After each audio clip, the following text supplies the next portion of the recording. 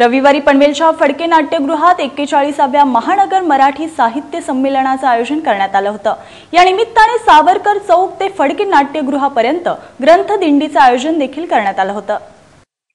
मुंबई मराठी साहित्य संघ आणि साहित्य प्रेमी पनवेल नगरी यांच्या संयुक्त विद्यमाने 41व्या महानगर मराठी साहित्य संमेलनाचं आयोजन रविवारी पनवेलच्या फडके नाट्यगृहात करण्यात आलं होतं। या महानगर मराठी साहित्य संमेलनाचं औचित्य साधून सावरकर चौक ते फडके नाट्यगृहापर्यंत ग्रंथदिंडीचं आयोजन देखील करण्यात आलं होतं।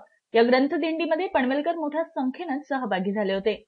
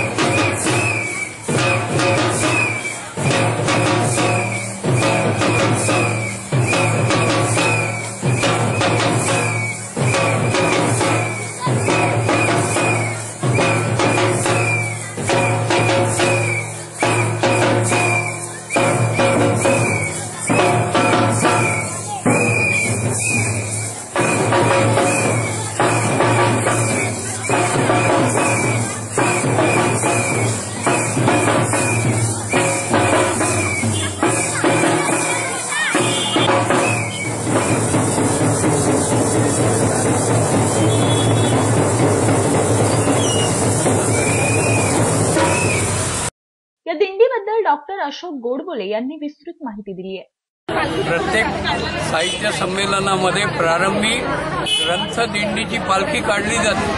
ग्रंथ हे गुरु आहेत आणि ग्रंथ हे समाजाला मार्गदर्शक आहेत, म्हणून या ग्रंथांनी आपल्याला मार्गदर्शन केलेलं आहे आणि त्या काळामधल्या समाजाच्या समस्या अतिशय समंजसपणे सोडून चांगले सिद्धांत मांडलेले आहेत।